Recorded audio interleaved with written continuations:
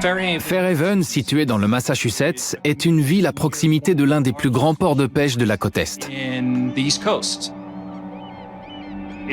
C'est une jolie ville de bord de mer. Les habitants sont essentiellement des gens qui vivent de la pêche et appartiennent à la classe ouvrière. C'est une ville très agréable en été. Dès leur plus jeune âge, mes enfants sont allés à la plage. Ils faisaient de la voile, du bateau. C'est un bel endroit en bord de mer.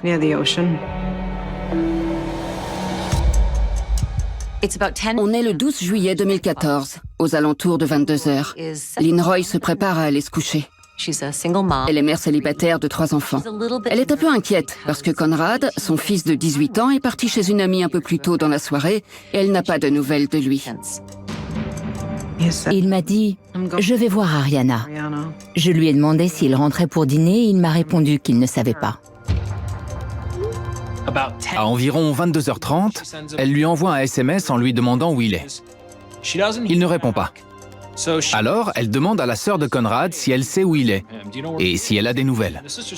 La sœur répond qu'elle ne l'a pas vu et qu'il ne l'a pas contacté. Mais elle rajoute « Mais j'ai reçu un SMS d'une fille qui le cherche aussi ». À ce moment-là, Camden a reçu un SMS qui disait « Tu ne saurais pas où est ton frère ?» J'ai dit à ma mère, elle demande où est Conrad et Conrad a dit qu'il allait voir sa copine Ariana. Ma mère a pensé qu'il ne fallait pas qu'on intervienne dans ces histoires parce qu'il était chez une autre fille.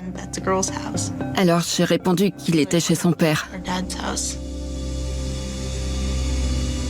Je voudrais revenir en arrière et... Je ne me souviens plus si j'ai essayé de l'appeler et qu'il n'a pas répondu. En tout cas, à environ 23 heures, j'ai décidé d'aller me coucher. Je me suis réveillée au milieu de la nuit, quelques heures plus tard, et je lui ai envoyé un message. « Quand est-ce que tu rentres? Il est très tard. »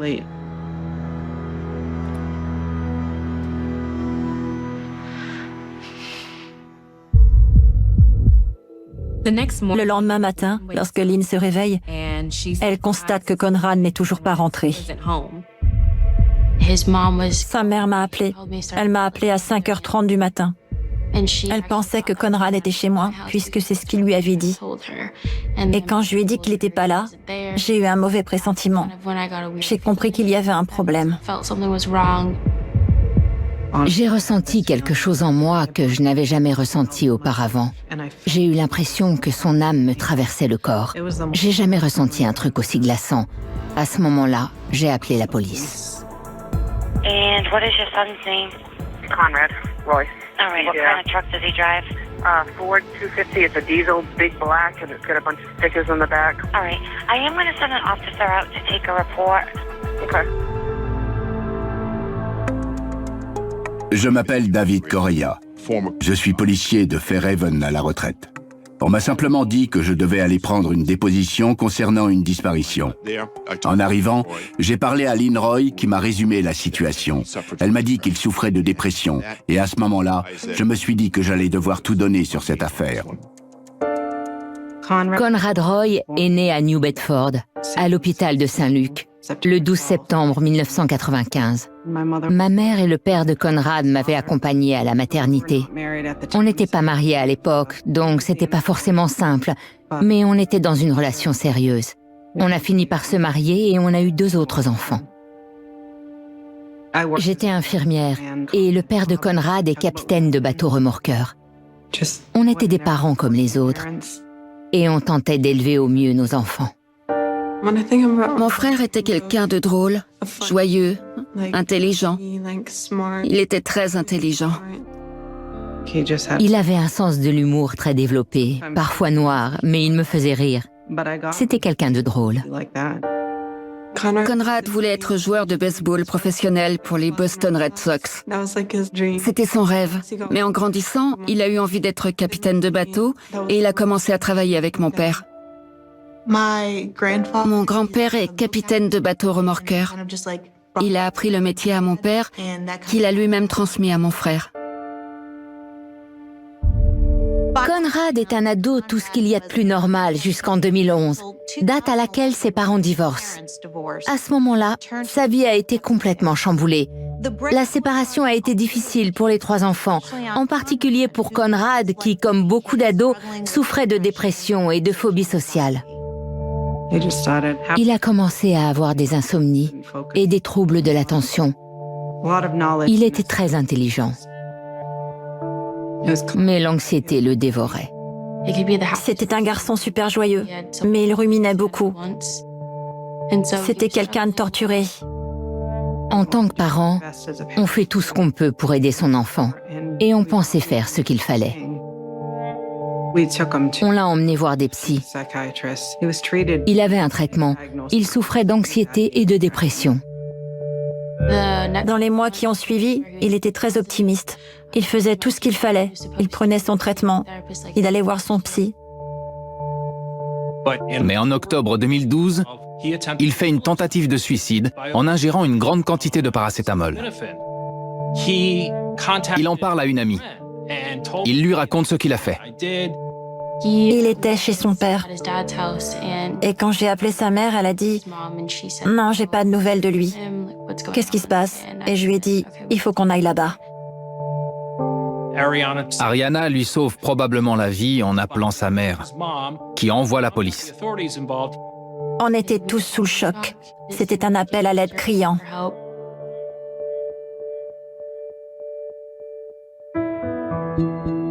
J'ai eu très peur. J'étais terrorisée. Il m'a dit qu'il ne le referait jamais.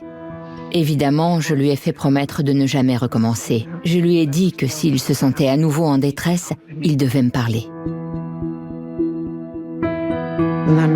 Et puis, au cours de l'hiver 2013, il semblait aller mieux. J'avais l'impression qu'il avait plus confiance en lui. Madame Roy a déclaré que la veille de sa disparition, il était allé se promener avec elle sur la plage. On a marché le long de la plage et on a parlé en mangeant des beignets de palourdes. Il voulait être avec moi et ses sœurs ce jour-là. Je me souviens qu'on a ri ensemble. On s'est amusés. Quand on est rentré, il est ressorti aussitôt. On s'est dit au revoir. C'est la dernière fois qu'on l'a vu.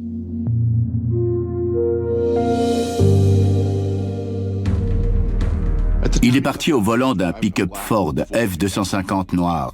Madame Roy m'a donné la plaque d'immatriculation, son numéro de portable et toutes les informations utiles pour le retrouver. To all Crescent Station, this is for a missing 18-year-old boy. Male party is driving black Ford pickup 250 diesel truck. Male is going to be a Conrad Roy. J'ai commencé à le chercher activement. Je me suis rendu sur Fish Island à New Bedford, où se trouvent les remorqueurs de la famille Roy. À partir de là, je suis parti en direction de l'Est vers Fairhaven, en sondant le bord de mer. Alors que la police ratisse les environs, sa famille et ses amis sont eux aussi à sa recherche. Tout le monde cherche désespérément Conrad. Il y avait un McDonald's auquel il allait souvent. Je m'y suis rendue, je l'ai cherché sur le parking et puis je suis partie vers le pont de Fairhaven. J'étais dans tous mes états. J'étais terrorisée, paniquée. J'en avais la nausée. J'avais l'impression que la vie était au ralenti autour de moi et que le temps s'était arrêté.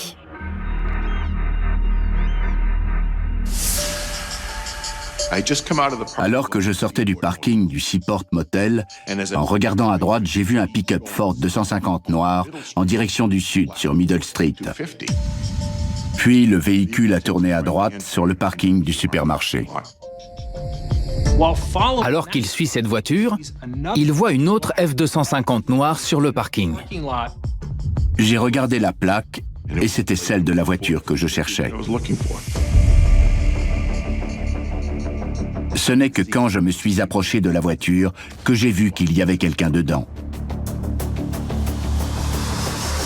J'avais vu des photos de lui et c'était bien sa voiture. À ce moment-là, je n'avais pas de doute qu'il s'agissait bien de lui. Il était sur le siège avant, le corps penché sur le côté. Ses lunettes avaient glissé sur son nez. Sa casquette était de travers. Ce n'était pas une pose naturelle.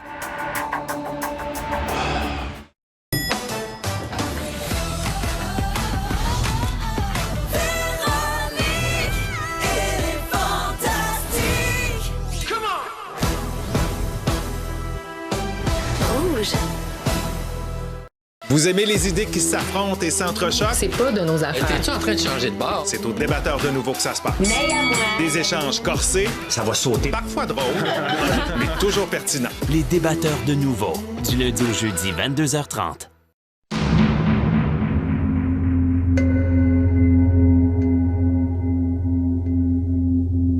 J'ai informé mes supérieurs que j'avais retrouvé le véhicule, puis j'ai appelé les secours.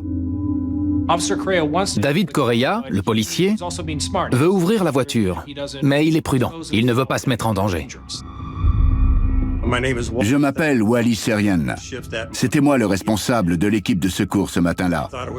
Après m'être assuré qu'il n'y avait pas de danger, j'ai ouvert la portière du véhicule côté conducteur. Je lui ai pris le pouls sur l'artère carotide, mais il n'y avait pas de pouls. De toute évidence, il était mort. C'est un moment extrêmement triste. Tout le monde avait l'espoir de retrouver Conrad en vie. Il n'a pas de traces de traumatisme sur le corps, mais les pompiers découvrent une pompe à eau fonctionnant à l'essence sur le siège arrière. Il s'agit sans doute d'un suicide. On en a conclu qu'il s'était servi de la pompe pour s'asphyxier avec les échappements d'essence. Le père de Conrad était parti à sa recherche et il était en contact avec la police. C'est lui qu'ils ont appelé en premier. Il m'a appelé et il m'a demandé si j'étais seule. Je lui ai répondu non, les filles sont avec moi. Il m'a dit les nouvelles sont terribles. Il est décédé. Il n'est plus de ce monde.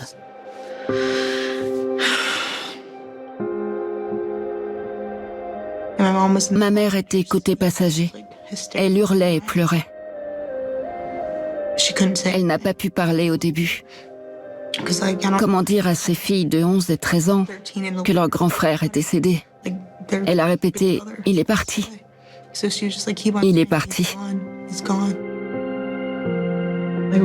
On a pleuré pendant tout le trajet. J'étais complètement perdue parce que ma mère était en état de choc.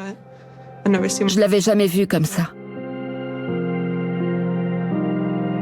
J'étais en route pour le pont de Fairhaven quand on m'a annoncé la nouvelle. Lynn était dans tous ses états et elle répétait « Il a fini par le faire, il l'a fait ». Je me souviens plus très bien de ce qui s'est passé après. J'essaie de ne pas trop penser à ce jour. La pire journée de ma vie.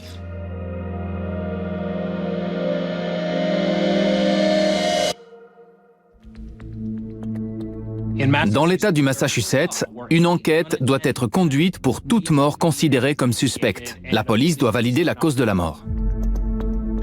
Je suis Michael Myers, chef de la police de Fairhaven. Ça ressemblait à un suicide, je dis bien ressemblait. Notre mission consistait à mener une enquête aussi détaillée que possible sur la mort. Je m'appelle Scott Gordon et j'ai enquêté sur la mort de Conrad Roy. On n'a pas l'habitude de voir des gens de cet âge-là mettre fin à leur jour. C'est pour ça qu'on enquête. L'élément clé qui a été saisi, c'est le téléphone portable de Conrad. Aujourd'hui, beaucoup d'enquêtes sont résolues grâce aux données contenues dans les téléphones portables. Tous les suicides sont tragiques. Mais celui-ci s'est révélé encore plus horrible qu'on ne pouvait l'imaginer.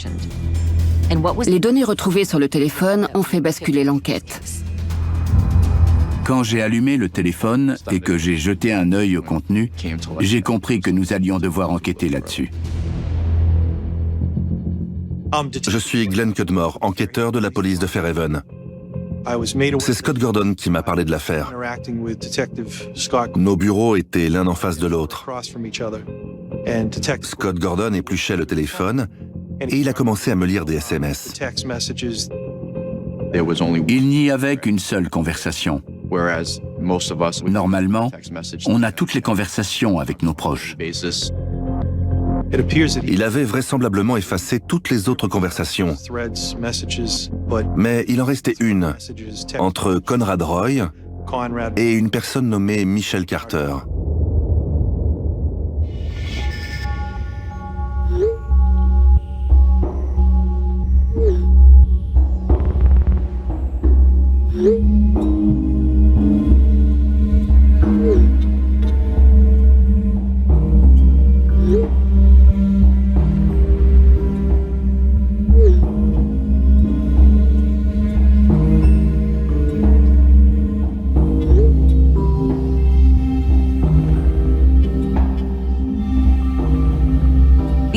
Ces messages sont extrêmement inquiétants.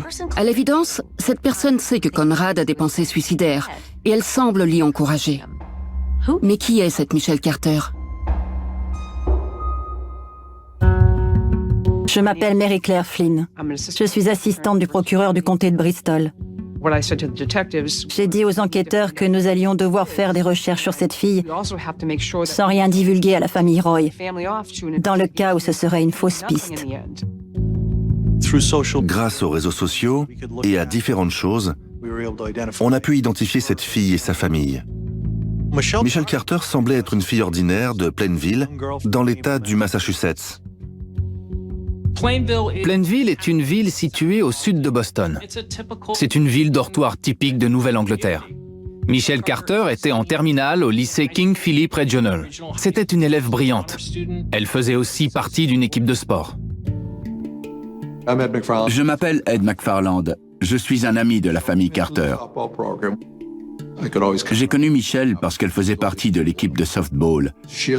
Elle était toujours présente et très loyale. Elle a une petite sœur.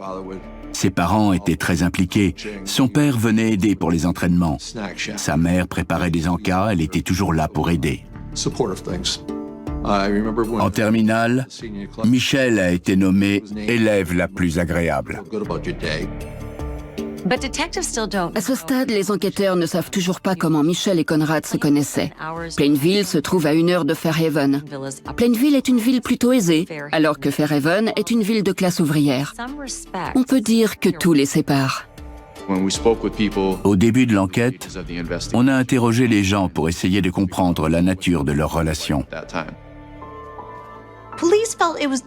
La police considère qu'il est trop tôt pour parler à la famille Roy. Ils sont en train de préparer l'enterrement. Ce n'est pas le moment de poser des questions et de leur demander s'ils connaissent Michelle Carter. Les enquêteurs ont appris que Tom Gamble, le meilleur ami de Conrad, était à l'université de Fitchburg et que Conrad pensait aller là-bas également. Conrad était censé passer le week-end là-bas avec Tom, mais il avait annulé. Tom a déclaré à l'enquêteur que ça ne l'avait pas étonné, parce que Conrad travaillait beaucoup sur les bateaux remorqueurs. On a demandé s'il sortait avec des filles. Il nous a répondu, pas vraiment. Il nous a dit qu'il avait eu une copine 2 ans auparavant, qui n'était pas Michelle Carter. Puis on lui a demandé s'il avait entendu parler d'une Michelle. Tom ne savait rien sur elle et n'était même pas au courant de son existence. Ça m'a semblé étrange, Tom étant le meilleur ami de Conrad. Au cours de l'autopsie, les analyses ne révèlent aucune trace de drogue ni d'alcool. Mais elles confirment que la mort a été causée par une asphyxie au monoxyde de carbone.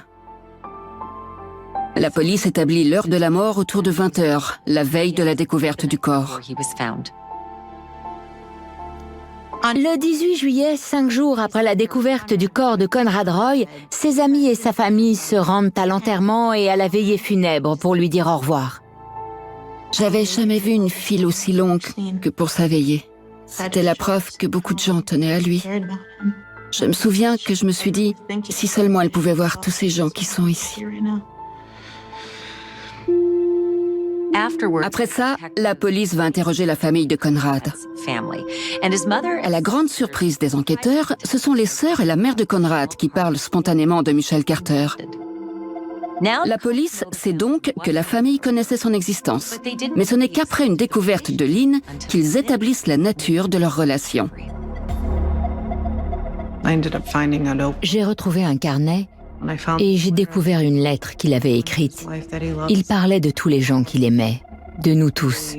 Moi, son père, ses sœurs. Il a écrit que si tout le monde était heureux, il serait en paix et il veillerait sur nous en souriant.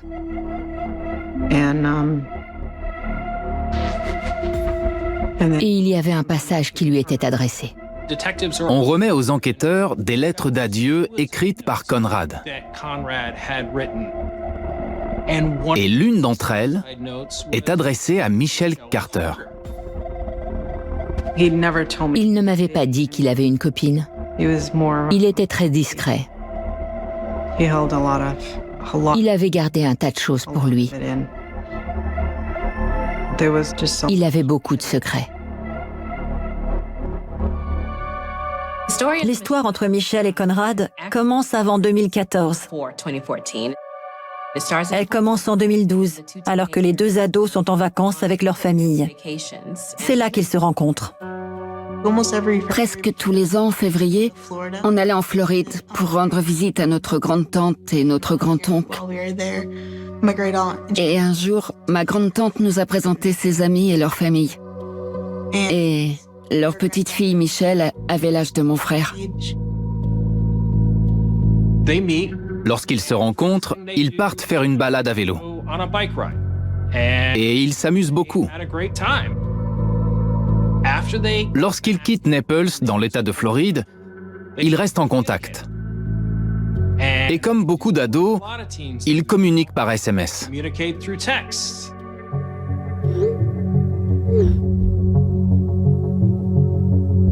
Comme beaucoup de jeunes de la génération Z, ils communiquent essentiellement par SMS. Il y a beaucoup moins de pression dans ce genre de communication par écran interposé. Et on peut beaucoup plus facilement baisser la garde que si on parle à quelqu'un en personne.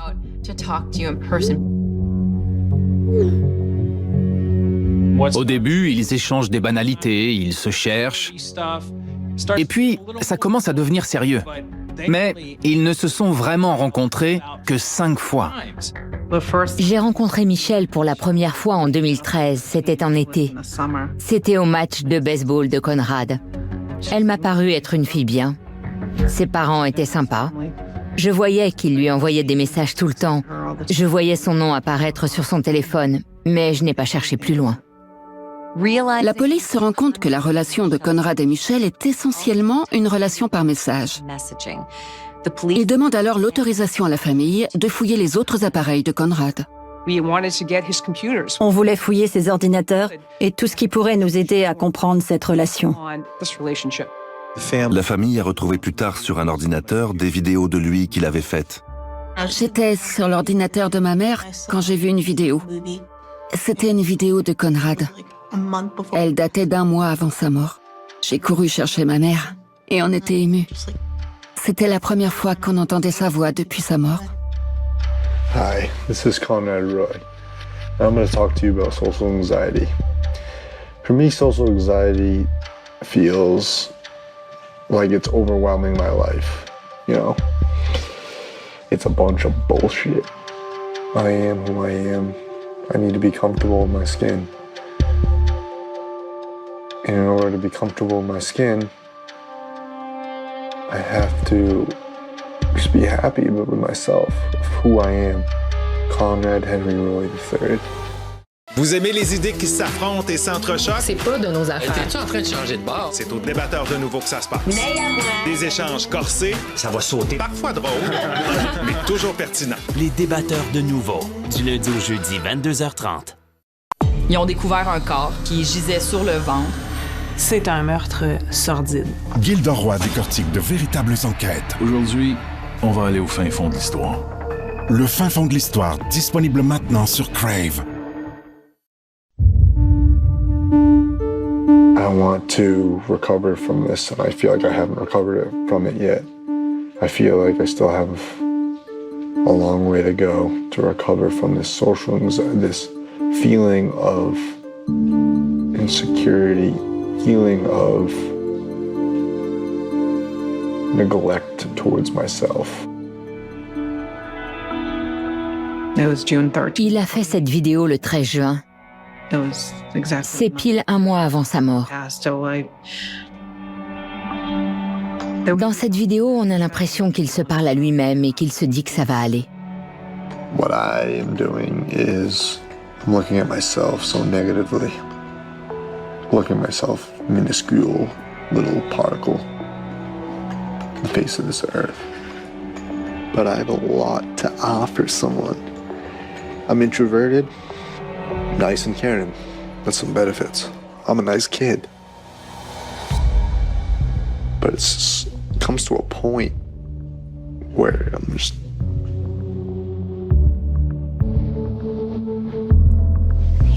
Il voulait juste guérir. Il voulait vivre. On le voit bien dans cette vidéo. And now I want to take steps to control it. If I keep talking, it's going to get better. And when it gets better, I start to feel better about myself. I just need my confidence, just the ability to move forward.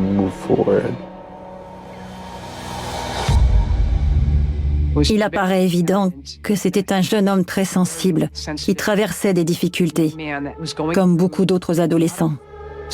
Malheureusement, la personne qui se trouvait à l'autre bout du fil, c'était Michelle Carter. Les enquêteurs étudient les SMS que Michelle a envoyés à Conrad. Et elle lui écrit clairement à maintes reprises de passer à l'acte avant qu'il ne le fasse. Ne renonce pas, le moment est venu. Vers la fin, les SMS étaient uniquement destinés à pousser Conrad à se suicider. Elle voulait s'assurer qu'il avait bien effacé les messages. Elle voulait être sûre que personne ne puisse les lire.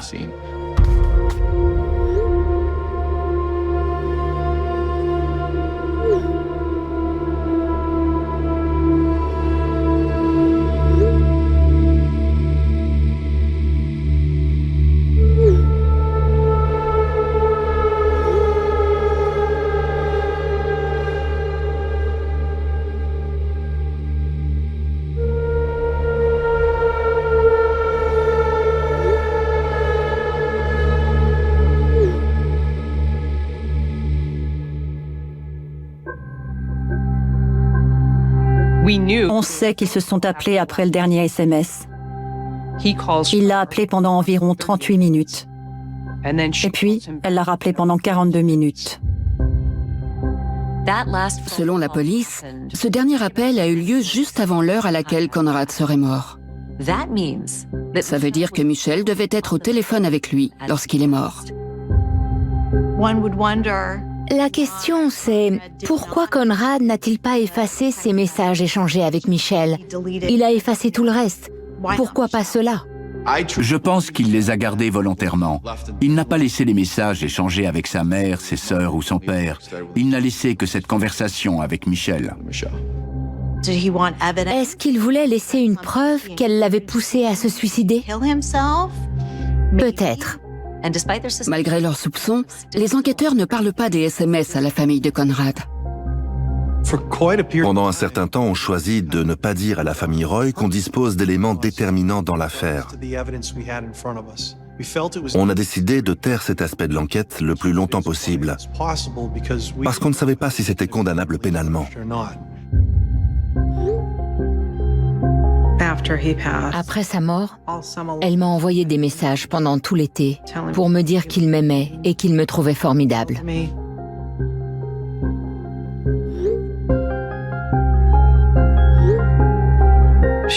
Elle m'a vraiment apporté du réconfort. Elle m'a rassuré sur le fait que je n'aurais rien pu faire parce qu'il se confiait à elle. Je lui ai même dit « Je suis heureuse que mon fils t'ait eu dans sa vie, qu'il ait eu quelqu'un qui tenait vraiment à lui. » Et puis en août, elle m'a dit « Vous avez essayé de le sauver. J'ai essayé aussi. » Ça m'a fait tiquer. Je me suis demandé ce qu'elle voulait dire par là. Est-ce qu'il lui avait parlé de ses intentions? Enfin, je sais pas. En disant ça, On comprend que Michel était au courant. Elle a dit « J'ai fait tout ce que j'ai pu pour le sauver ». Elle savait qu'il était en détresse, mais elle n'a jamais précisé ce qu'elle avait fait pour lui. Elle a simplement dit qu'elle avait tout fait pour l'empêcher de mettre fin à ses jours. Très tôt dans l'enquête, dès l'enterrement, on savait que ce n'était pas ce qui s'était passé. Même lorsqu'elle consolait Lynn, certains amis de Conrad avaient l'impression qu'elle se donnait une place plus importante dans sa vie que celle qu'elle avait réellement.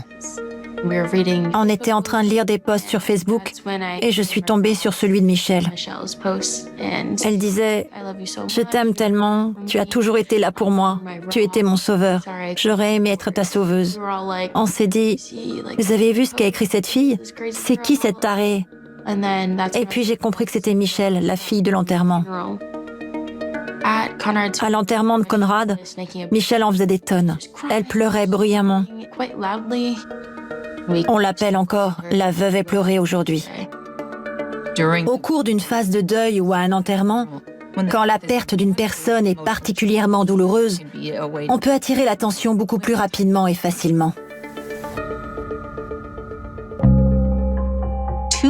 2 mois après la mort de Conrad, Michelle Carter organise un match caritatif à Plainville, en hommage à Conrad. Beaucoup de gens s'y sont rendus, y ont pris des photos et les ont postées sur Facebook. On épluche les posts sur Facebook et on découvre que Michelle a eu l'idée d'organiser un tournoi de softball caritatif pour soutenir la prévention du suicide. On avait constitué une équipe avec ma famille. Tom, le meilleur ami de Conrad, et ses coéquipiers avaient une équipe. Et puis il y avait des amis de Michel. Ce qui est étrange, c'est que Michel organise cet événement dans sa ville et pas dans celle de Conrad, située à 1 heure de là. Ce que personne ne sait à l'époque, c'est que les enquêteurs sont sur place et la surveillent. Je suis venu à l'événement essentiellement pour passer un coup de fil anonyme sur le téléphone de Michelle alors qu'elle était visible de tout le monde. L'opérateur téléphonique nous avait informé que l'abonnement était au nom de la mère de Michelle. Il fallait qu'on soit absolument sûr que les messages émanaient bien de Michelle et pas de quelqu'un d'autre. C'est elle qui a décroché le téléphone. On a pu confirmer que c'était bien Michelle qui écrivait à Conrad.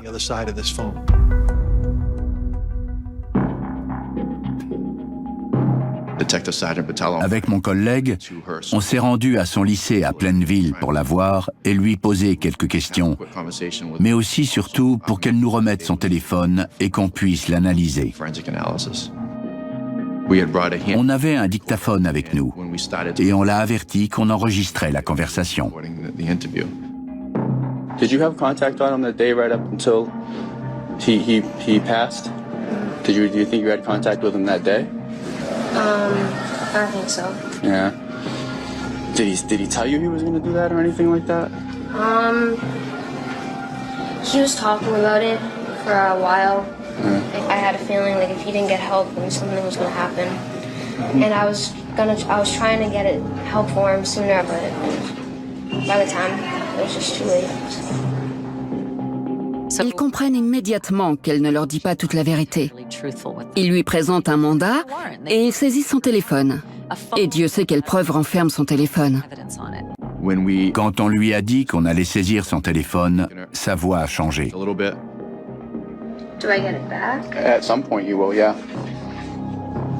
Okay. Can I write down a number or something? Oh, we're going to talk some more. Quel dommage qu'il n'ait pas de vidéo de ce moment. J'aurais aimé voir son expression à ce moment-là. La famille devait m'appeler le lendemain pour qu'on puisse interroger Michel. Mais entre-temps, ils ont pris un avocat et ont refusé de nous parler. La police extrait les données du téléphone. Ils sont capables de tout extraire, y compris les données qui ont été supprimées. Ils récupèrent alors plus de 60 000 éléments de son téléphone, des SMS, des vidéos, des messages, des données qui s'étalent sur des années. Au début, Conrad lui envoie des messages sur ses envies de mettre fin à ses jours. Et Michel essaye de l'en dissuader et lui interdit d'y penser.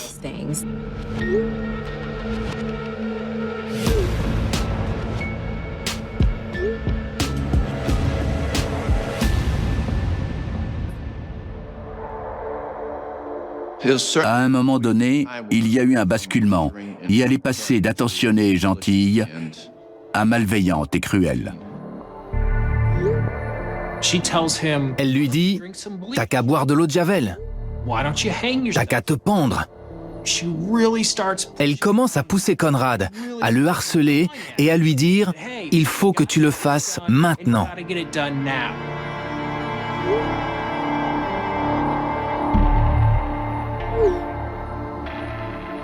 Ils ont trouvé ensemble l'idée de la pompe à eau. Non seulement elle l'a aidé, mais elle lui a expliqué « Ce sera facile. Tout ce que tu as à faire, c'est monter dans ta voiture. Tu ne souffriras pas. Ce sera rapide. » J'ai dû lire plus de 1000 SMS. Scott aussi. On était tous convaincus que sans elle, il serait encore en vie. Toutes les personnes qui ont lu ces SMS étaient d'accord pour dire que c'était extrêmement troublant. C'était à l'évidence condamnable, mais toute la question était de savoir si c'était condamnable uniquement moralement ou également pénalement.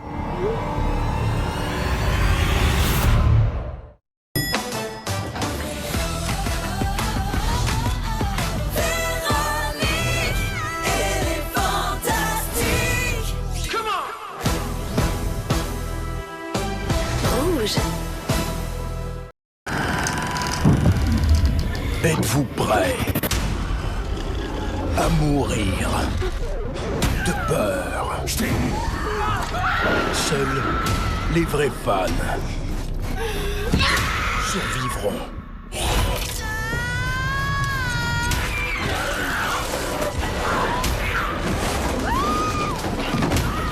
Les 7 nuits de l'horreur, du 25 au 31 octobre, à Cinépop. Après 3 mois d'enquête, la police a la quasi-certitude que Michelle Carter a poussé Conrad Roy à mettre fin à ses jours. Mais ils veulent s'assurer d'avoir tout ce qu'il faut avant de l'arrêter. Je m'appelle Dana Curran. Je suis avocat. J'ai été appelé à travailler sur cette affaire dans le cadre des motions préliminaires. Dans une trentaine d'États, il existe une loi qui interdit de pousser quelqu'un au suicide. Mais ce n'est pas le cas dans l'État du Massachusetts. Donc le problème pour cette affaire, c'est qu'on ne pouvait s'appuyer sur aucune loi. Et malgré l'absence de loi sur ce thème en février 2015, un grand jury décide d'inculper Michelle Carter pour homicide involontaire. Cet après-midi-là, je me souviens, c'était un jeudi. Après l'inculpation de Michelle Carter, j'ai parlé à la famille Roy pour la première fois et je leur ai montré ces SMS. C'était extrêmement éprouvant. C'était impensable. J'arrivais pas à y croire. Je ne sais pas ce qu'on sent lorsqu'on est manipulé comme ça. Elle a joué avec un jeune homme fragile. Elle lui a fait un lavage de cerveau. Et lui a fait croire que ça serait mieux qu'il meure. Elle a manipulé mon fils de la pire manière qui soit. Je me souviens m'être dit, mais pourquoi? Je me demandais pourquoi quelqu'un avait pu souhaiter la mort de mon frère. Michelle Carter se présente à la police le lendemain, mais elle est libérée contre une caution de $2500. On lui interdit d'envoyer des messages à quiconque, à l'exception de ses parents. Et au cours des mois qui suivent, cette affaire enflamme le pays. A woman from Massachusetts allegedly encouraging her boyfriend to commit suicide through text messages. She was an honor roll student previously at King Philip High School. The state plans to enter more than 20,000 texts as evidence.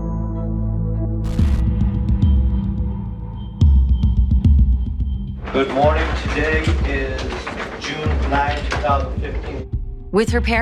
Devant ses parents, Michelle Carter plaide non coupable et reste en liberté conditionnelle. Ses avocats ne laissent aucun doute.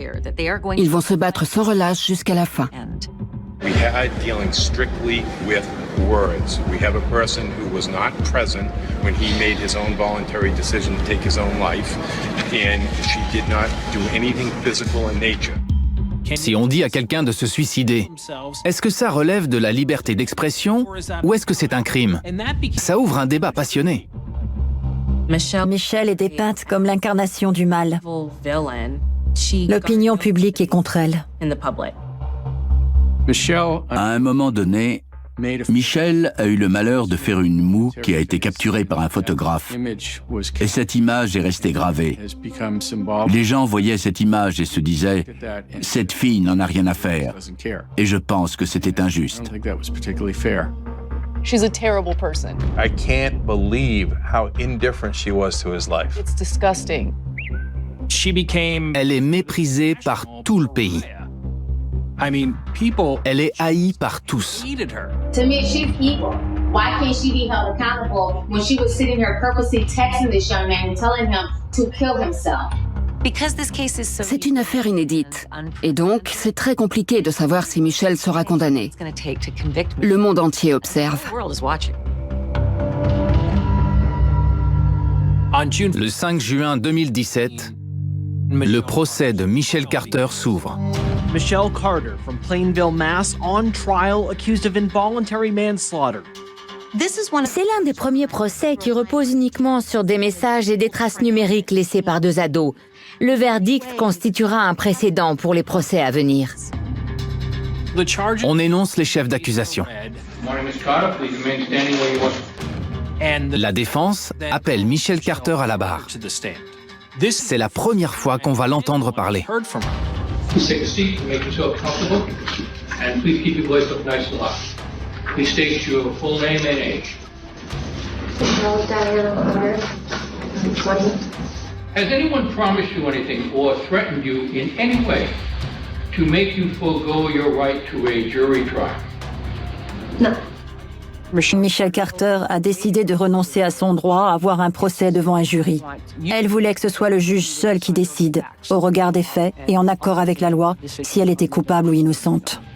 Lorsqu'un jury se penche sur une affaire, il tient plutôt compte de la culpabilité morale que de la culpabilité pénale. L'avantage de se présenter devant un juge sans jury, c'est que le juge prend une décision rationnelle.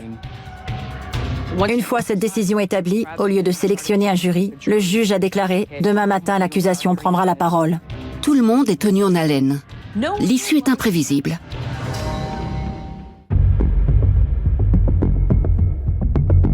Who would do this and why? Would suggest the evidence will show that the defendant was a very needy person who craved attention from anyone, quite frankly. L'accusation attaque Michelle Carter sans détour. Elle dépeint une jeune femme qui souhaite que son petit ami se suicide et qui veut tirer profit de cet événement. Grâce à ça, elle aurait attiré l'attention, les gens l'auraient plainte et les amis qui ne la regardaient pas auparavant auraient témoigné leur affection. Qui réfléchit comme ça? Une personne normale ne se dit pas que son copain doit mourir pour qu'elle ait la cote? Je pense qu'elle s'aime plus que tout.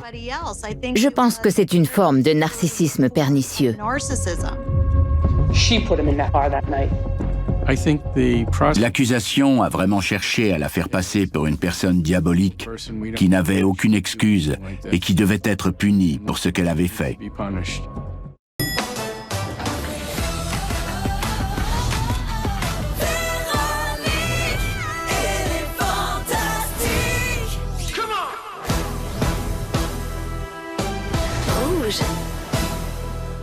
Vous aimez les idées qui s'affrontent et s'entrechoquent? C'est pas de nos affaires. T'es-tu en train de changer de bord? C'est aux débatteurs de nouveau que ça se passe. Des échanges corsés. Ça va sauter. Parfois drôles, mais toujours pertinents. Les débatteurs de nouveau, du lundi au jeudi, 22h30. Your Honor, this case is a suicide case. It is a suicide. It is not a homicide. La défense s'appuie sur deux arguments. Premièrement, c'est peut-être quelqu'un d'horrible et ce qu'elle a fait est peut-être immoral, mais ce n'est pas criminel. Et deuxièmement, ils exposent dans les détails les états d'âme de Conrad et retracent son passé en termes de santé mentale. A long history of suicidality, suicide attempts, suicidal ideation finally caused his own death. C'est lui qui a mis ce plan à exécution, qui est monté dans la voiture, qui a conduit jusqu'à ce lieu et qui a mis fin à ses jours.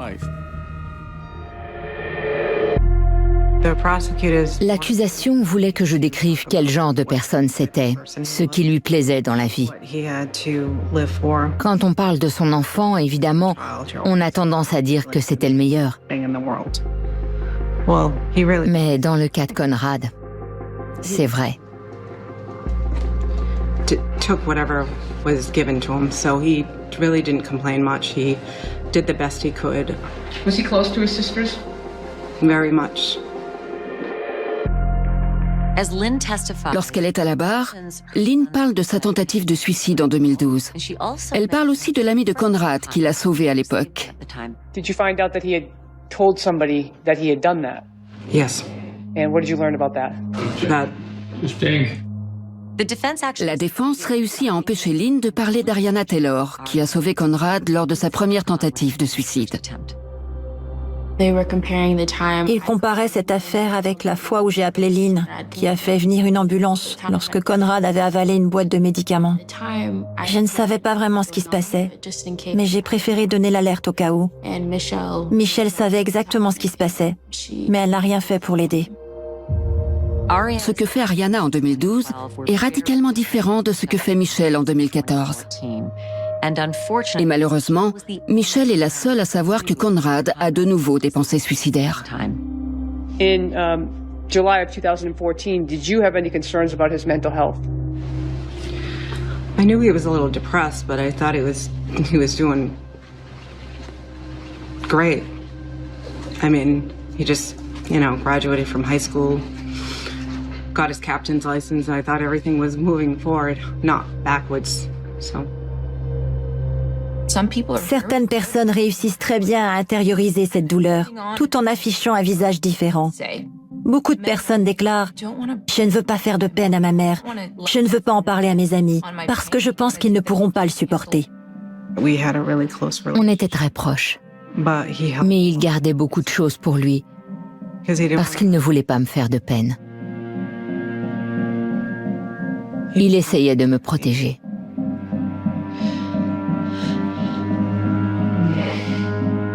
He never complained to you about a girl by the name of Michelle Carter, did he? No.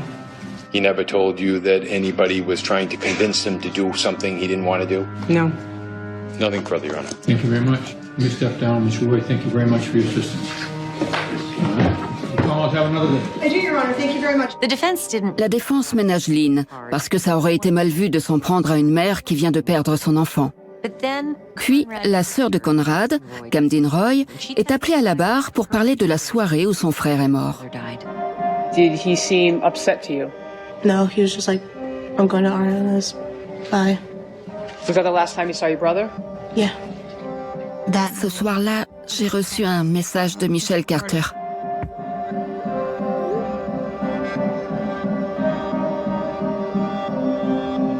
Elle me disait qu'elle était la petite amie de Conrad et elle me demandait si je savais où il était. Ce SMS désinvolte avec l'abréviation JSP et le haha est envoyé après l'appel entre Michelle et Conrad, au moment où il est mort. Et quand on replace ça dans ce contexte, ça donne vraiment la chair de poule. Michelle a voulu dire qu'elle ne savait pas où il était, mais on sait évidemment que c'était faux. Elle a tenté de se créer un alibi en envoyant ce SMS sur un ton léger. Maintenant, on sait qu'avec ce SMS, elle nous a tous manipulés. L'accusation appelle ensuite à la barre un jeune homme du nom de Tom Gamble. C'est l'une des personnes les plus proches de Conrad. On a établi que Tom Gamble était le meilleur ami de Conrad. Ils se connaissaient depuis l'enfance et ils jouaient au baseball ensemble. Tom a déclaré qu'il ne connaissait pas Michelle et qu'il n'avait pas connaissance de leur relation. Tom est devenu un témoin clé à cause de l'événement caritatif en hommage à Conrad. Is there any contact information for who's running this Homers for Conrad? Yes. And what was the name? Michelle? Did that name mean anything to you at that time? No. So what did you do? I contacted her. L'accusation s'attache à démontrer que Michelle ne pensait qu'à elle et que le but de l'événement n'était pas de rendre hommage à Conrad, mais de faire d'elle quelqu'un de populaire. I was curious as to why the tournament was being held in Plainville and not in Mattapoisett. Why were you curious about that? Because all of Conrad's family and friends are from Mattapoisett. And how did she respond to you wanting, suggesting that maybe it should be moved to be more convenient for his friends and family? She wasn't willing to move it. On August 27, 2014 at 12:47 p.m., do you recall getting a text message that I actually just sent to the judge? But, okay, awesome, thank you. You're not taking credit for my idea, right? LOL. Do you recall getting that? Yes. She wanted to make clear that she was getting credit for all this. Elle n'a pas caché son jeu. Il n'était pas question de Conrad Roy. D'ailleurs, elle ne parlait même plus de lui. Elle parlait des bénéfices qu'elle allait en tirer. Now, were there some photographs taken? Yes. And at some point, did Miss Carter ask that her photograph be taken with some of the teams? Yes. How would you describe Miss Carter's demeanor throughout Homers for Conrad? She seemed very happy. Je me souviens que j'avais trouvé ça bizarre. C'était censé être en mémoire de Conrad. Et Michelle passait son temps à rigoler et à blaguer. Quand la défense interroge Tom, ils insistent sur le fait qu'il a déclaré ne pas connaître Michelle avant cet événement, et puis ils présentent des messages Facebook prouvant le contraire. Isn't it true that on October 10th of 2012 that Michelle Carter reached out to you and had a Facebook conversation with you? I believe so. About when Conrad had tried to kill himself in 2012 when he was just out of the hospital in early October. Okay, yep. And she said, I know, but he told me he was going to kill himself last night. Is he okay? La défense prouve qu'à une époque, Michelle se soucie véritablement de la santé de Conrad. Et l'accusation ne peut pas dire le contraire. C'est très bien joué de la part des avocats de Michelle. Après les personnes qui connaissent à peine Michelle, l'accusation appelle à la barre des personnes qui ne la connaissent que trop. Le 7 juin, l'accusation donne la parole à des témoins importants qui vont lever le voile sur l'univers de Michelle. Il s'agit de ses camarades de classe. La première à témoigner est Alexandra Heiser, alias Ali. Michelle rencontre Ali au cours d'un été au centre de loisirs. Elle s'envoie beaucoup de messages, mais elle se voit peu. Other than camp-related activities, had you ever spent time with Michelle Carter? No. L'accusation décrit Michelle comme une adolescente prête à tout pour attirer l'attention et développer son réseau social. So when she began to text you on July 12, 2014, what was your reaction? I was kind of surprised. Michelle envoie un message sorti de nulle part à Ali le 12 juillet, le jour de la mort de Conrad. Et bien qu'elle se connaisse à peine, Michelle lui confie immédiatement des choses très personnelles. En même temps qu'elle envoie des messages à Conrad pour le pousser à se suicider, elle envoie des messages à Ali pour lui dire qu'elle aimerait être amie avec elle. Vous aimez les idées qui s'affrontent et s'entrechoquent? C'est pas de nos affaires. T'es-tu en train de changer de bord? C'est au débatteur de nouveau que ça se passe.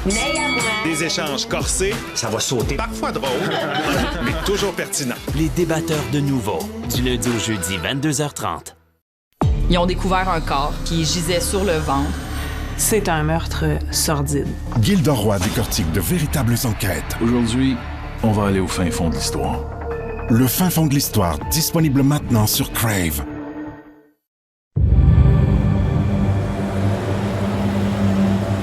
Do you remember a time on July 12th at night where there was inquiry about whether or not you had a boyfriend? Do you remember that?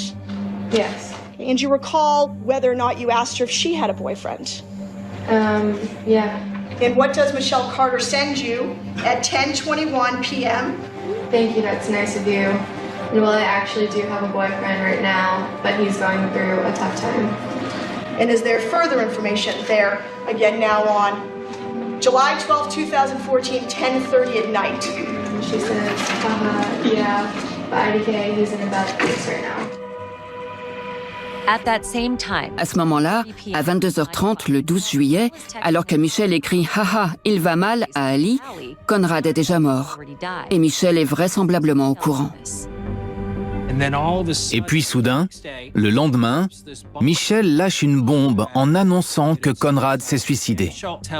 Michelle raconte à Ali qu'elle était au téléphone avec lui quand Conrad est mort.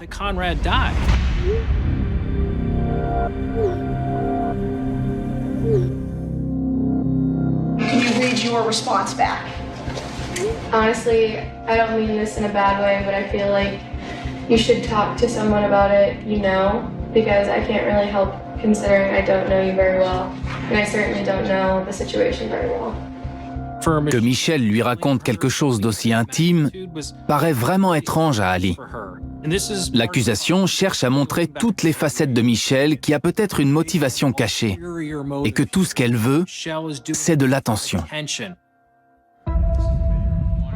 De son côté, la défense cherche à rendre Michelle plus humaine et lorsqu'ils interrogent Ali, ils lui parlent d'un SMS que Michelle lui envoie. Wasn't there a text just 3 minutes before that where she stated to you, yeah, he told me everything, I'm the only one he told things to, which is why I feel so at fault because I should have gotten him more help. I just never thought he would actually do this. Do you recall that? Yeah. La défense fait de son mieux pour tenter d'inverser l'interprétation de ces messages et convaincre que Michelle tient vraiment à Conrad. Ça aurait pu toucher la corde sensible d'un jury, mais est-ce que ça va toucher un juge? So, please state your full name and spell your last name for the record. Olivia Lee Masalgo and M-O-S-O-L-G-O. L'accusation appelle une autre camarade à la barre. Tout comme les autres témoins, Olivia déclare qu'elle connaît Michelle, mais qu'elles ne sont pas très proches. Mais elle sait que Michelle a souffert de troubles mentaux. À 14 ans, on prescrit du Prozac à Michelle pour combattre sa dépression. Elle déclare souffrir d'anxiété. Olivia explique que Michelle lui confie des choses intimes. Elle lui dit qu'elle souffre de troubles de l'alimentation. When you say an eating disorder, do you ever see her weight go up and down? Yes. Now, at some point, did that affect her ability to play softball? Yes. And do you recall when it was that she could not play on the softball team with you? I believe it was sophomore year. Michelle est en souffrance et elle a même été placée dans un institut psychiatrique pendant quelque temps, le mois précédant la mort de Conrad.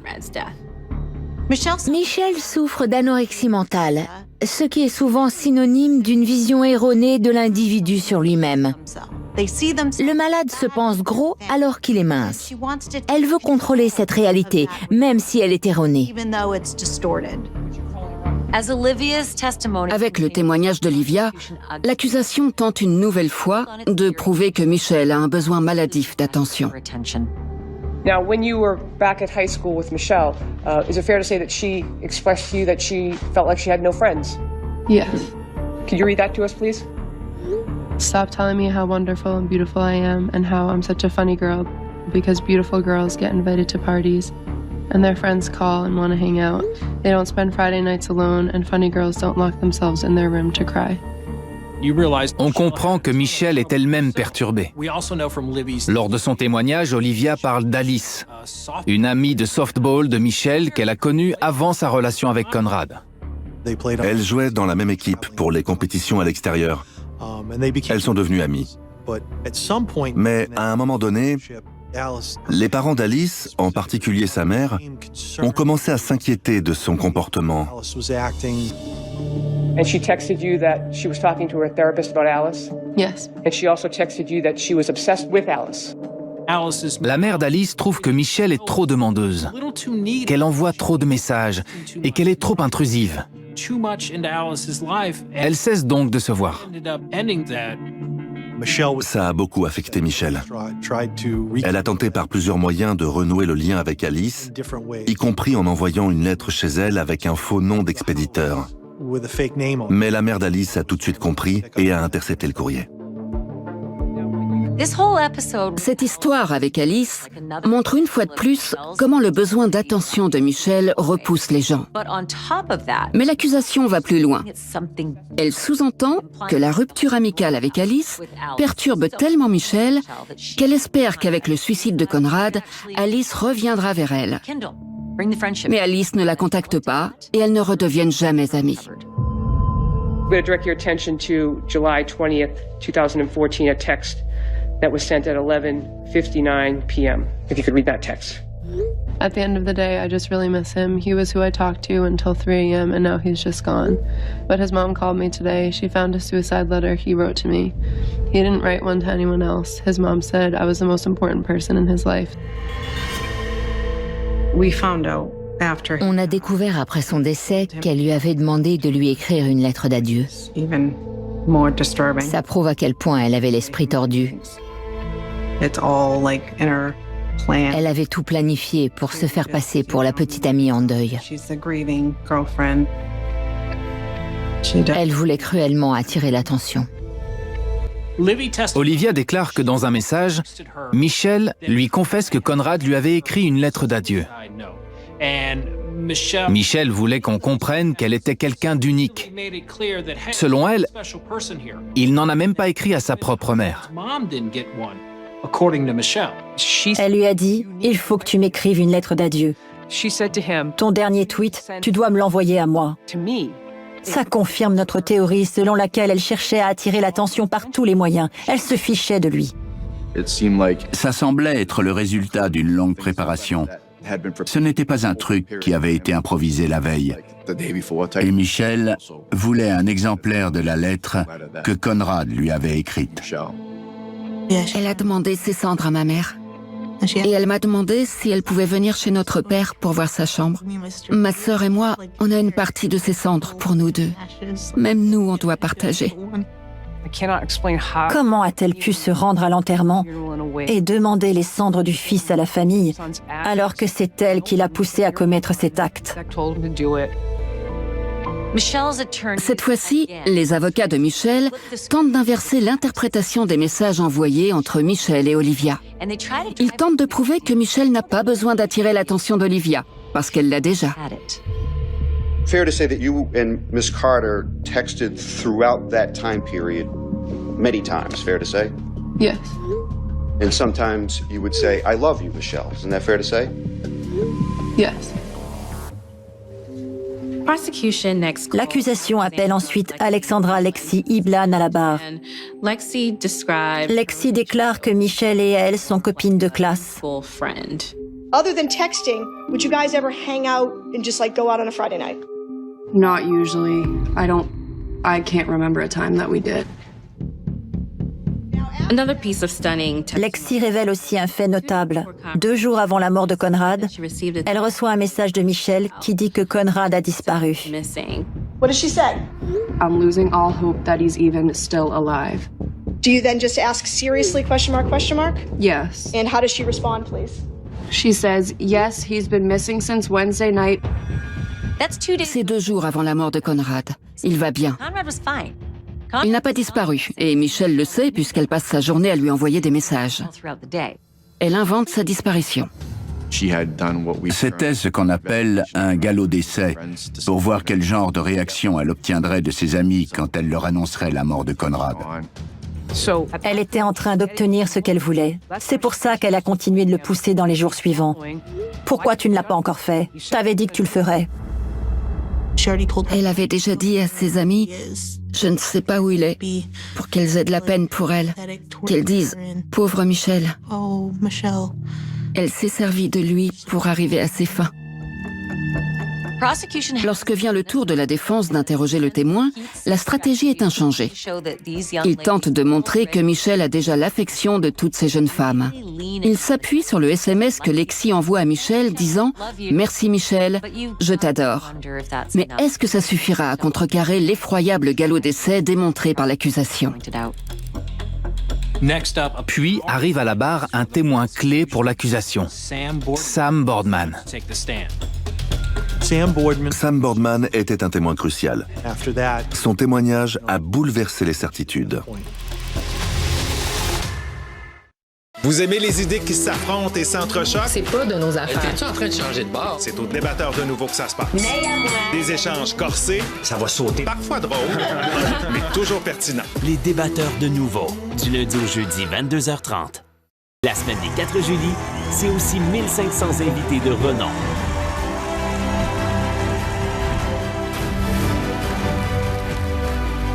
La semaine des 4 juillet, lundi au jeudi 21h, sur Nouveau. L'accusation appelle à la barre un certain nombre de connaissances de Michelle. Et elles expliquent toutes qu'elles ne l'ont jamais considérée comme une amie. Ça doit être éprouvant de voir ces personnes qu'elles considèrent comme ses amies témoigner qu'elles ne le sont pas. Mais Michelle regarde les témoins défiler sans exprimer la moindre émotion. Elle n'avait pas l'air triste ou blessée. Elle n'avait pas l'air de penser qu'elle avait fait quelque chose de mal. De tous les témoins appelés à la barre par l'accusation, c'est Samantha Boardman qui livre le témoignage le plus important. Et parmi toutes les jeunes femmes avec qui Michelle a cherché à être amie, c'est l'amitié de Sam qu'elle convoite le plus. À ses yeux, Sam est, je cite, « géniale et belle ». Mais selon Samantha, Michelle n'a aucune limite. There are times during the academic school year, during these thousands of text messages, where there were times when the defendant would text you and you would be late or take a while for you to text back. Yes. And how would her reaction be if you took a long time to respond to her? She would often repeatedly texted me until I responded. And what would you generally describe sometimes to be the length of the defendant's text messages to you? Very lengthy. I'm going to ask you to read that text message, please, aloud.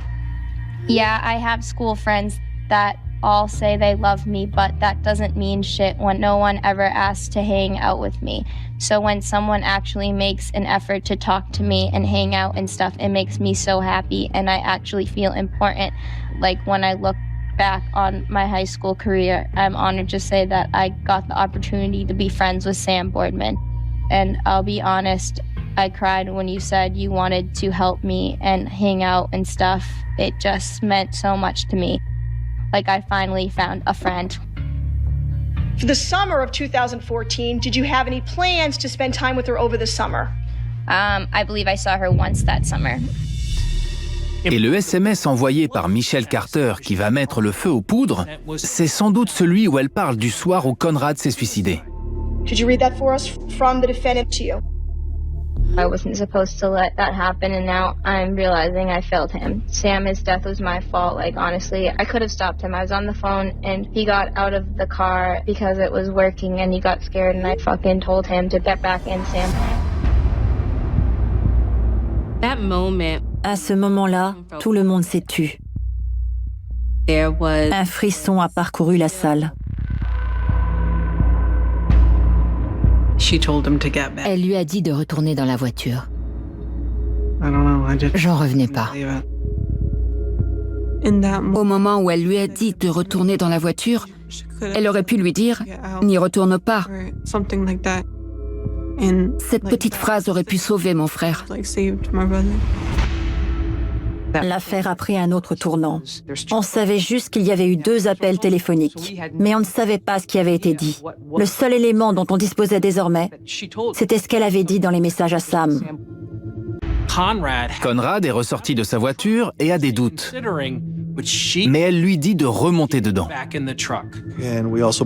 On pense qu'elle est restée au téléphone avec lui pendant un moment, quand il est retourné dans l'air toxique de sa voiture. Lorsqu'elle a su qu'il était retourné dans cette chambre à gaz, elle avait le devoir d'avertir quelqu'un. Il était à 500 mètres du poste de police. Il était sorti de la voiture et elle l'a poussé à y retourner. Et elle a écouté ces derniers instants. Elle savait que la pompe à eau était activée. Elle l'entendait. Notre théorie, c'est que si Michelle Carter ne lui avait pas dit de retourner dans la voiture, il ne serait pas mort. Sur le plan juridique, c'était compliqué. Elle lui a dit « retourne dans la voiture ». Mais il n'était pas obligé de le faire. Elle ne l'a pas contraint à y retourner par la force. Elle n'était pas en capacité de le forcer à remonter dans la voiture. Elle lui a simplement dit. Au cours du contre-interrogatoire, la défense fait ce qu'elle peut pour minimiser l'importance du témoignage de Sam. Mais c'est compliqué. And you just went over various text messages with the district attorney's office and they put it up on the big screen, right? Would you agree with me that was probably about far less than 1% of all your conversations with Michelle? Yes.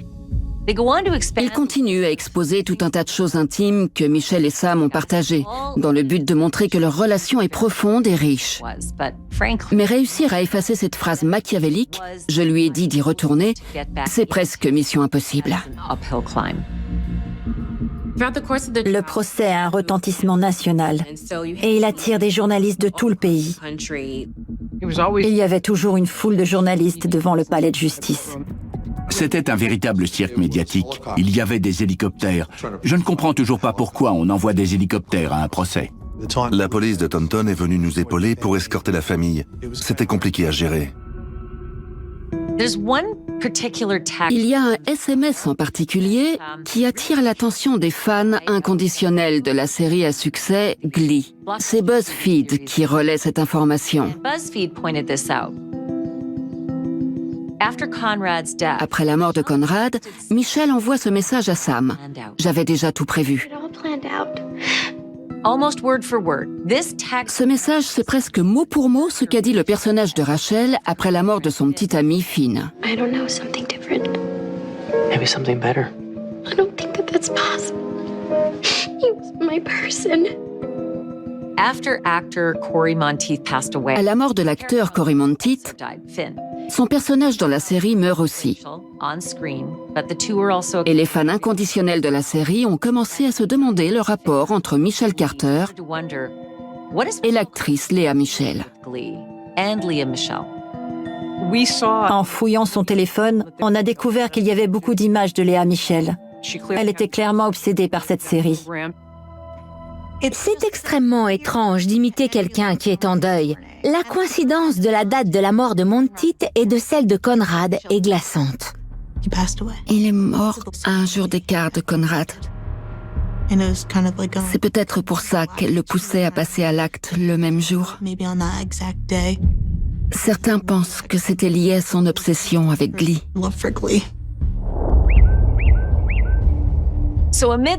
Au milieu de ce chaos médiatique, après 3 jours de témoignages, l'accusation conclut. Le procès semble aller dans son sens. Ils ont établi les motivations et ont montré à quel point Michelle voulait la mort de Conrad. Mais ce n'est pas gagné pour autant. C'est une affaire inédite et un homicide involontaire est très difficile à prouver. L'issue est imprévisible. Le lendemain, le 9 juin, la défense appelle son premier témoin à la barre, Justin King, policier de Mattapoisett. And were you employed by them back in 2014, specifically February 19th? Yes, I was. En appelant ce policier à la barre, la défense tente de montrer que Conrad avait d'autres problèmes, en particulier dans sa vie de famille. I responded to an assault call, sir. And who are you trying to find? We attempted to find the person that had been assaulted. On apprend que ce policier s'est rendu au domicile du père de Conrad pour une affaire de violence familiale environ 5 mois avant le suicide de Conrad. Conrad appelle la police et affirme que son père l'a frappé. Okay. And did you make any observations of him? Yes, his face was swollen, red, and he had some lacerations to his face. Dans sa déposition, Conrad déclare que le point de départ de l'altercation, c'est la vaisselle qu'il refuse de faire. Puis, ça dégénère. Le père de Conrad est arrêté ce soir-là, mais il n'est pas inculpé, et c'est important de le noter. La défense cherche à montrer que ça a pu contribuer à sa volonté de mettre fin à ses jours. Le 12 juin, la défense appelle à la barre son témoin le plus important, le docteur Peter Breggin. Il se révèle être le témoin clé pour Michelle Carter. Peter Breggin a un CV très impressionnant. C'est un médecin diplômé d'Harvard avec une carrière époustouflante. C'est aussi un fervent opposant à la prescription d'antidépresseurs aux adolescents. And what have you spoken before the FDA on? What subject? A number of different subjects. The adverse effects of antipsychotic drugs, the adverse effects of stimulant drugs. Peter Breggin cherche à montrer que les échanges de Michel avec Conrad avaient changé dernièrement. You started to review Facebook communications. Starting in Ms. Carter and Mr. Boyd in October of 2012. Yes. He says, yeah, I tried to kill myself. And she says, why didn't you tell me? Peter Breggin dévoile Michel sous une toute autre lumière, en s'appuyant sur les messages qu'ils se sont envoyés pour montrer que Michel essayait véritablement de l'aider à rester en vie. C'est un changement de perspective radical. He talks about hanging himself that night, and she says, you're not going to. Conrad, stop. En octobre sur Crave. Cette histoire, c'est celle d'une victime oubliée. On va aller au fin fond de l'histoire. Qui a tué France Allain? L'autorité des marchés financiers enquête encore sur Normaux. Je sais que t'es terrifié. On l'est tous. C'est l'histoire d'une famille. C'est génial. Continue. C'est à mon tour de fouiller de vraies enquêtes avec vous. Tout est ici. Yes! Crave. Êtes-vous prêts à mourir de peur? Seuls les vrais fans survivront.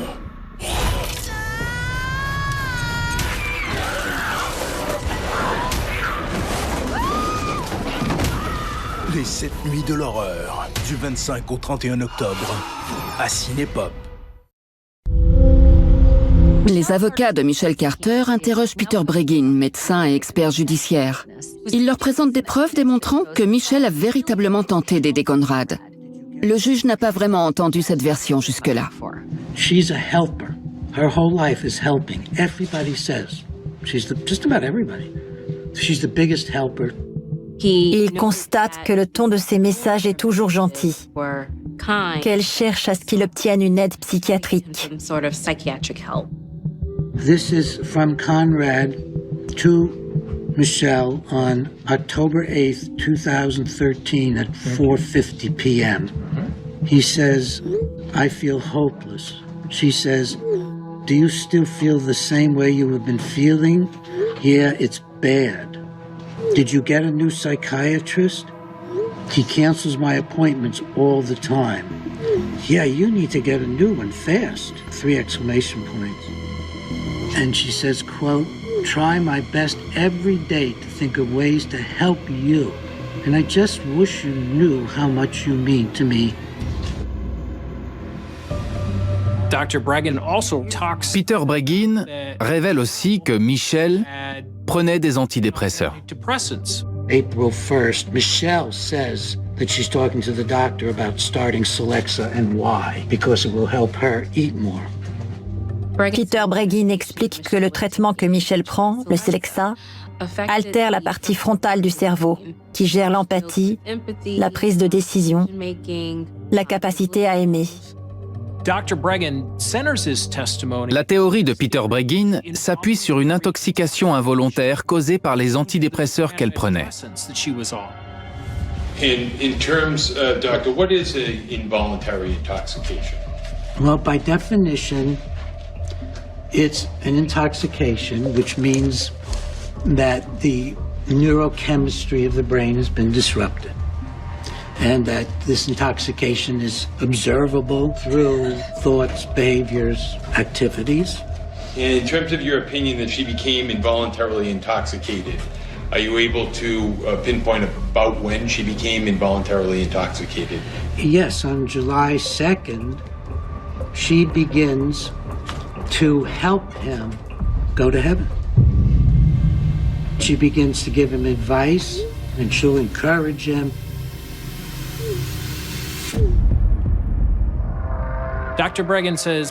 Peter Breggin déclare que la capacité mentale de Michelle est altérée et que, dans son esprit, elle pense aider Conrad lorsqu'elle commence à le convaincre de se suicider. But at this point, she has an involuntary intoxication where she is not forming a criminal intent, I'm going to harm him. She's not doing something she thinks is criminal, this is bad. She's actually going ahead and going to help him do it better, the way he wants, to reassure him he's going to heaven.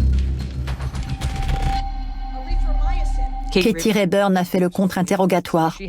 Elle avait fait un énorme travail de recherche sur ses témoignages au cours d'autres affaires. July 10th, where you're telling us she's involuntarily intoxicated, she can't decipher between right and wrong, she goes to see her therapist. And you would agree with me that the therapist describes her appearance as good eye contact, well-groomed, correct?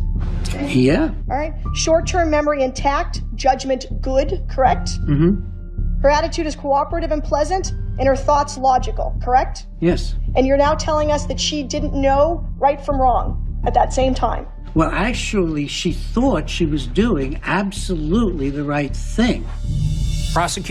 Katie Rayburn lui demande « Pouvez-vous me montrer dans la liste des maladies mentales existantes où c'est mentionné ?» This is the DSM-5 for the record I'm handing the witness. Could you please grab the section in that book that covers involuntary intoxication for me? Oh, there's no involuntary intoxication. Yeah, it's a legal term. C'est capital. L'intoxication involontaire n'est pas une notion psychiatrique, bien que Peter Breggin l'utilise comme si c'était le cas. Grâce à cette question, Katie Rayburn anéantit toute la théorie de Peter Breggin sur Michelle. Fair to say you're not board certified in psychiatry, correct? I never took the board. You had no longer or if ever had medical privileges at a hospital? Peter Breggin est important pour la défense. Il donne le contexte des actions de Michelle, en particulier concernant sa propre santé mentale. Sa théorie, c'est qu'elle pensait vraiment aider Conrad. C'est pertinent, mais l'accusation décèle beaucoup de failles dans cet exposé. Peter Breggin est le dernier témoin appelé à la barre.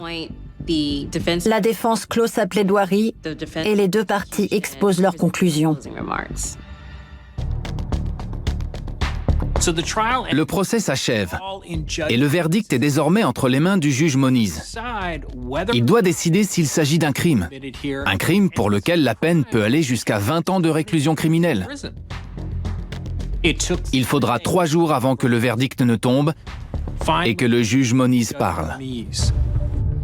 The law does not require that any explanation as to a verdict be given. Nonetheless, I am of the opinion that some explanation of my verdicts is warranted. À cette annonce, la salle s'est tue. La tension était palpable. Tout le monde se demandait ce qu'il allait dire. Puis il a commencé à lire sa décision. This court first finds that the Commonwealth has proven beyond a reasonable doubt that the actions taken by Ms. Carter as to the period from June 30th to July 12th constituted wanton and reckless conduct by her. The Commonwealth has not proven as to that time period that said reckless or wanton behavior caused the death of Mr. Roy. Il déclare que l'accusation a apporté un certain nombre de preuves, mais que ça ne suffit pas. Ça laisse penser qu'il va la quitter. He secured the water pump. He located his vehicle in an unnoticeable area and commenced his attempt by starting the pump. Honnêtement, l'énoncé du verdict, c'était un peu les montagnes russes. Il semblait nous donner raison, puis juste après, il semblait aller dans le sens de la défense. However, he breaks that chain of self-causation by exiting the vehicle. When Ms. Carter realizes that Mr. Roy has exited the truck, she instructs him to get back into the truck, which she has reason to know is or is becoming a toxic environment inconsistent with human life.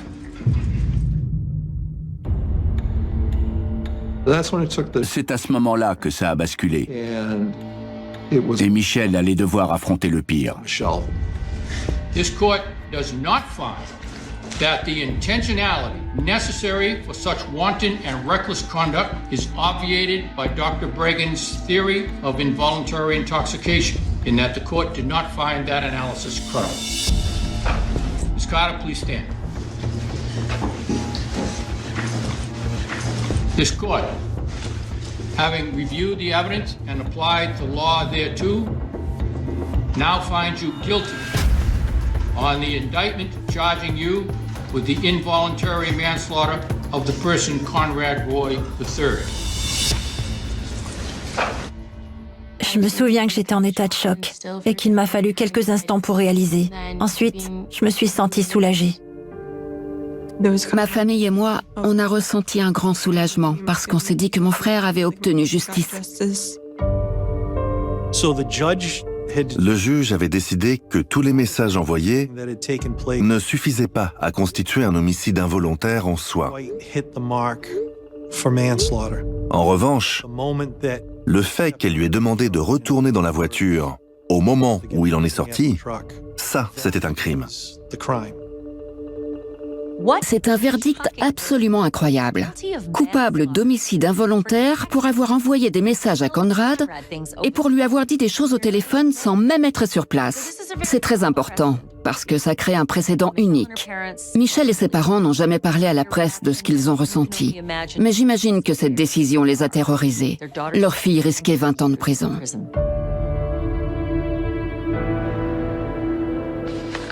With the court's permission, I'd like to read the impact statement of Lynn Roy Conrad's mother. Certainly. Après la lecture du verdict, Lynn fait lire une déclaration décrivant la peine et la douleur qu'elle et sa famille éprouvent depuis la mort de Conrad. There is not one day that I do not mourn the loss of my beloved son. Every day I strive to be a better mother to his sisters and a better person for him. I want him to be proud of me and how I am handling everything. I am trying to be there for his sisters in the best way that I can with all of my pain that we will carry with us until eternity. Je voulais juste que mon fils soit entendu et que sa vie n'ait pas été vaine. Je ne sais pas comment elle peut continuer sa vie après ce qu'elle a fait. L'accusation a requis 7 à 12 ans d'emprisonnement, mais Michelle n'est condamnée qu'à 15 mois. Quand j'ai entendu la durée de sa peine, ça m'a blessée. Je dis pas qu'elle méritait d'être emprisonnée à vie, mais elle méritait de souffrir, comme elle a fait souffrir mon frère. Finalement, Michelle ne passera que 12 des 15 mois de sa condamnation derrière les barreaux. Le 23 janvier 2020, elle sort de prison. Elle a été libérée plus tôt pour bonne conduite. Elle est en liberté conditionnelle jusqu'en août 2022. Je ne sais pas si elle est capable de ressentir de la culpabilité. Si elle ne s'est pas sentie coupable le soir où il est mort, je ne vois pas pourquoi ce serait le cas aujourd'hui. Je pense que les gens ne changent pas. Un jour, pour avancer, il faudra bien que je lui pardonne, mais je n'en suis pas encore là. Je prie pour qu'elle regrette cruellement ce qu'elle a fait, mais je ne suis pas sûre que ce soit le cas. C'est une affaire qui restera dans les mémoires. La manière dont ça s'est déroulé va hanter plus d'une personne. Il n'y a pas de gagnant ici. Conrad est mort et Michelle est allée en prison. Mais au fond, c'était juste 2 ados en détresse. On a cette image ancrée de la jolie jeune femme diabolique qui anéantit et tue ce pauvre jeune homme. Et on oublie qu'une autre vérité se cache derrière ça. La vérité, c'est que Michelle était malade. Elle voulait être respectée et aimée. Et je pense que dans sa tête, pour arriver à ça, quelqu'un devait mourir, et ça a été Conrad.